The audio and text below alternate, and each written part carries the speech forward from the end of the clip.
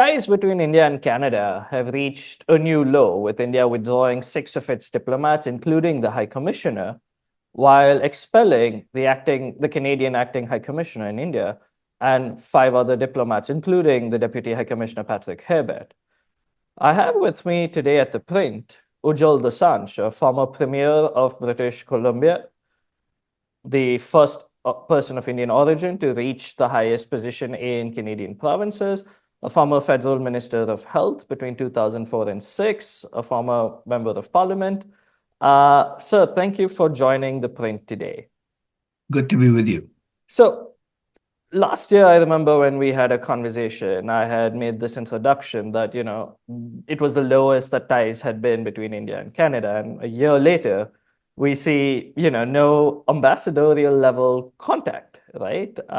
We see vague insinuations is what the government of India calls what Prime Minister Trudeau and his government are saying about links of Indian government officials with violent crime in Canada, while Melanie Joly has said, when it comes to diplomatic sanctions, everything is on the table. So can you give us a sense of, how A, we got here, and B, what is happening? Well, political assassinations have been happening over decades. The great powers have been doing it to each other or others without any sanctions from anywhere. So, in that context, I think India is reaching a bit, perhaps if the allegations are true, to cause damage to India's enemies, quote unquote. And there's no question, Canada is one country where the Khalistani movement has been the strongest, most entrenched, and way back from the 1970s, not even from the 1980s. And with the ISI support, of course, going back to the days of Jagjit Singh Chauhan. And so, given that history, given the Air India situation and other acts of terror that have happened to Indians, like a visiting cabinet minister was almost assassinated. I can understand the context in which India is operating. Because there's no evidence of Khalistan in Punjab, and in Canada there's nothing but Khalistan, and Trudeau has been complicit in its rise, in the sense that he has been surrounded from Khalistanis from day one of his leadership. They've been in his cabinet. He depends on Jagmeet Singh's support to run his minority government. And Jagmeet Singh is a known Khalistani. Not that he's violent or he's an extremist, but he's a Khalistani. He wouldn't deny that. I'd be happy if he actually stood up one day and denied it. So, given those circumstances, I think a government of India may have engaged in the activity that other nations have been known to engage in. It doesn't make it right, as per international law. Whether it's the US or China doing it or India doing it, it doesn't make it right. They've done it from time to time. All of them have done it. And I think if you have gangsters in India, which is what the allegation is, without actually saying so, that there are gangsters in India who are controlling these individuals and manipulating them to attack or kill Khalistanis, known Khalistanis, or extort money from builders and the like. If that's true, I mean, that's obviously serious for any Canadian government. No Canadian government would ignore that. And I can't say that the government of Canada is wrong in doing what they've done if all of that is true, regardless of who is doing it. And if the Indian diplomats have been in contact with those people who have been doing these illegal activities and seriously violent activities, then I think that diplomatic action obviously is warranted and required. And I am not privy to any of the evidence, but from what the allegations are, it seems that the Indian diplomats may have connections with those who are carrying on this activity, via telephone or otherwise. And that's a serious issue. I think that, you know, um, great powers do dumb stuff. Great nations never do that. I always thought India was sort of aspiring to be a great nation, not necessarily a great power. Rich, wealthy, but not great power. Great powers do silly things that are sometimes unjust. And I think that we're all worried. I called on CBC yesterday. I called out Mr. Trudeau for the fact that he's ignored the violence and extremism in the Indian community for a long time, and he has never condemned it. I think it's Canadians have hidden under the rubric of freedom of expression for far too long. And they have not called out the threats and the violence and the hate speech and the extremism that comes out of certain temples and certain quarters in this country. So, Mr. Trudeau does things the way he wants to do things. He's not always even-handed. Freedom of expression is one thing, as I said, even previous time, perhaps, but the active movement to dismember what was until recently a friendly country like India shouldn't be acceptable to any mainstream politician in Canada. And very few politicians have actually condemned the movement to dismember India for their own political reasons. Right. And that sort of brings me, I mean, there are two strands I want to pick up from what you said. And firstly, so the Indian government is of the opinion that any evidence that has been shared so far, and this is the first time we've heard of evidence in the last year, because the High Commissioner, who's now been withdrawn, has been engaged for the year and now has been targeted by the Canadian government, had told ThePrint earlier that no evidence was shared. Right. So we're only now hearing this evidence. And we had seen this extraordinary press conference by the Royal Canadian Mounted Police. So from your history, can you sort of lay in context where this press conference by the RCMP lies and how, something like this kind of a conference could come to be? So, Well, sometimes the RCMP hold press conferences to advance their investigations. I have never known the RCMP to do politicians' bidding. I was the Attorney General of the province of British Columbia, and the attorney and the major police force in British Columbia is the RCMP, and they were under, of course, my department, and I can tell you they never listen to politicians because there's a very clear line between what the police do, their operational independence. So they may have done this to advance the investigation. So they've, in a sense, told people what kind of they haven't given the evidence. They've told what kind of activities have gone on, and they may have done it simply to warn people because they can't warn everybody of the threat posed by talking to 10 different people. They sometimes have to go public. I'm assuming the threat posed is not as serious as I'm hoping it's not as serious as they say it is. But if it is as serious that people are being targeted, at least they've given 10 letters of warnings to people, then I think it's serious, no matter who's doing it, whether it's the gangsters at the behest of the government of India, whether it's somebody else, whether it's the gangsters without being at the behest of the government of India. It is serious to operate from another land and do violence in another country it's a very serious issue.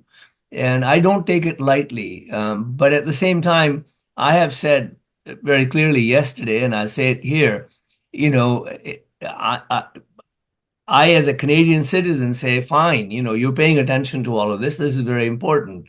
But pay some attention to the plight of those who have suffered at the hands of the extremist violence and hate that comes out of the Khalistani quarters in Canada. And insofar as I'm concerned, government of Canada, politicians of Canada have done nothing, have done nothing to stem the tide of extremism and hate in Canada, generated from various sources in Canada. And that is something that cries out for action, or even a speech would do, let alone action. Yeah, and that's, I mean, Mr. Trudeau in his press conference mentions, these violent acts against Canadian citizens, but doesn't talk about, any sort of violence committed by, pro-Khalistanis on Canadian citizens or, on foreign soil. Which brings me to an idea, and there's conversations. The Foreign Interference Committee is looking at Chinese, Pakistani, Russian, different countries involved in interference. But then there has been a specific targeting of Indian diplomats in this instance, right? So is there some sort of, double standards being played or laid out here where Indians are being targeted while, the other countries aren't to this extent?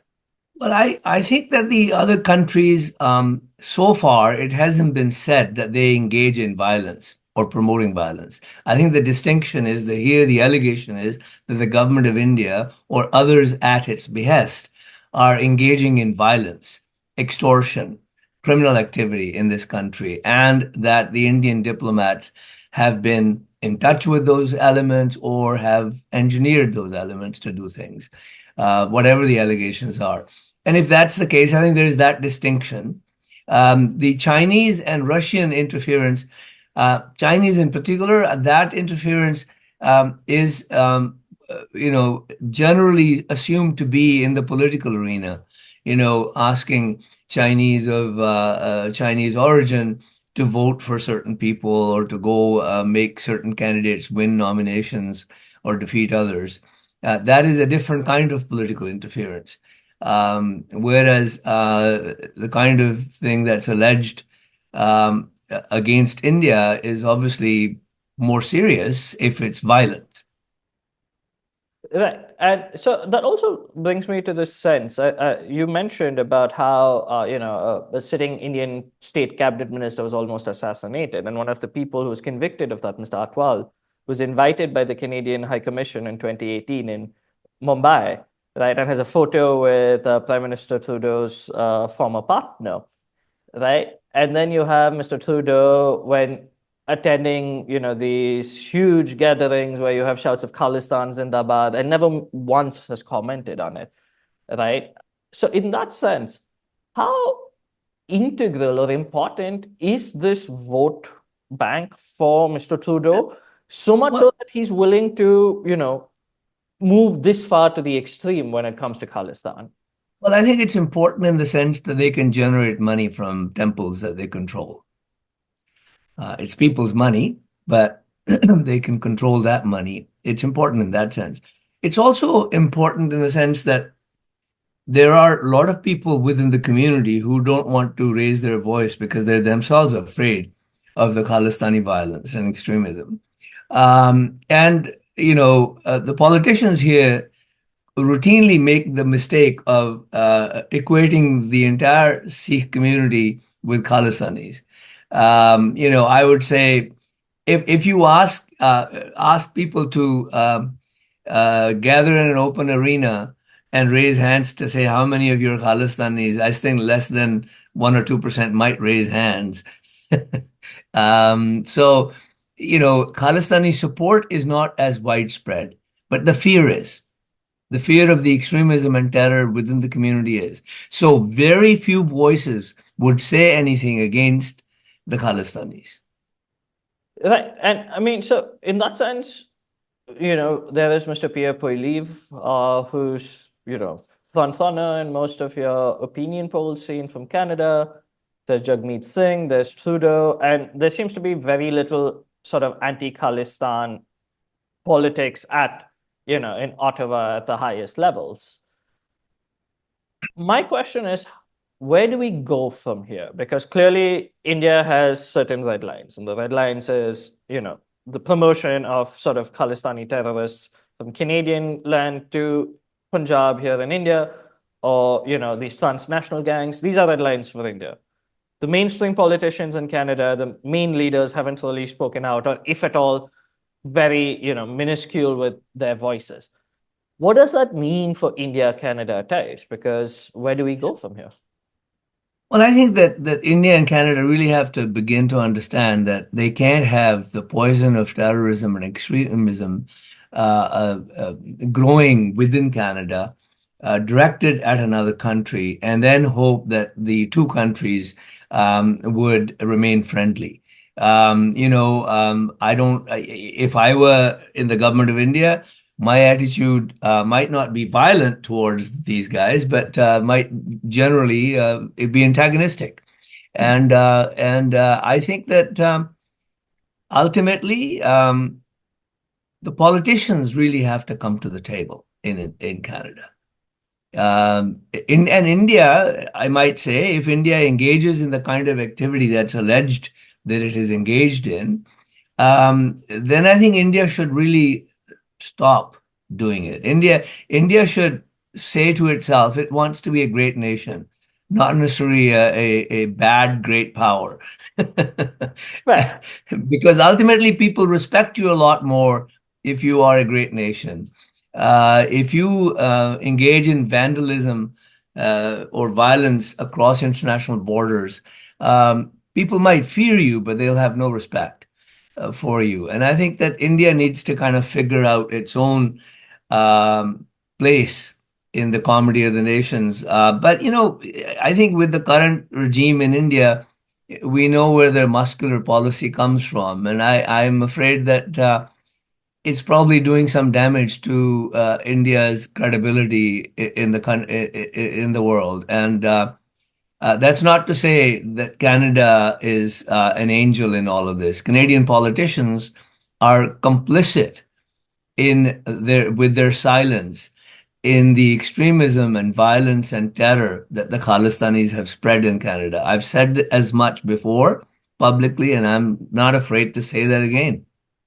Right. And so this sort of brings me to my last question, sir. And it's this idea that, with the strong people-to-people ties between India and Canada, especially in the last 3 years, a robust economic partnership with negotiations for the free trade agreement, which I think in September of last year, Trudeau sort of being seen in India as someone panders to sort of this loud Khalistan minority, right? We're seeing a complete, I'd imagine, a breakdown of ties that had just sort of normalized after the Kanishka bombings under the previous premiership of Mr. Harper. So is it a sense that until and unless there's a change in sort of governance or approach from the Liberals, we're not really going to see movement government to government? Well, I said this last time, about a year ago, I think we talked. I think for the ties to improve, one has to look beyond the Trudeau regime, past Trudeau regime. But if these were to completely improve and restore to being excellent, I think then you have to kind of look beyond the Modi regime as well. And their so-called muscular policy, which is what has brought us here. Allegations are true in this case. And I think fault is not just on one side. We need to understand that. I mean, we can engage in nationalism, jingoism, and all of those kinds of things. But to have a clear understanding, there's no question that the allegations against them are serious. RCMP wouldn't stand up and make those allegations unless they had that evidence. I know that myself as a former Attorney General. And therefore that's serious. But what the Canadian politicians have allowed to flourish in Canada without any serious comment from them is the Khalistani extremism and violence. And they need to do something themselves as well. And I think that I would say that both sides need to kind of figure out how to respond. Otherwise, the relationship between the two countries is going to be in limbo for a long time. It would only hurt people like me who want to come back to India, every now and then, and others, millions of others. Right. And I mean, just a sense, the RCMP, as you say, never reveals information unless it has certain evidence. In that sense, they've said that there have been about 30 people charged, 8 with homicide and 22 with other violent crimes. Right. So is it likely that we will see this evidence that the RCMP has collected coming out through the courts at some point? Oh, of course you will. You can't and these trials, I'm assuming, are going to be public trials. I mean, there is anti-terrorism legislation under which they can have secret trials, but I've seen no indication that these are going to be those trials that are not public. So if it's a public trial, people will see the evidence, newspapers will report it. I mean, Canada is a fairly open country, and so has been India for a long time. But there are problems, of course, on that score in the country where you sit, and there are other problems in the country where I sit. Fair. Thank you, Mr. Dosanjh, for joining ThePrint as always, especially looking at how India and Canada ties have sunk lower than when we last spoke. Thank you again for joining ThePrint. Always good to talk to you. Bye bye. Bye.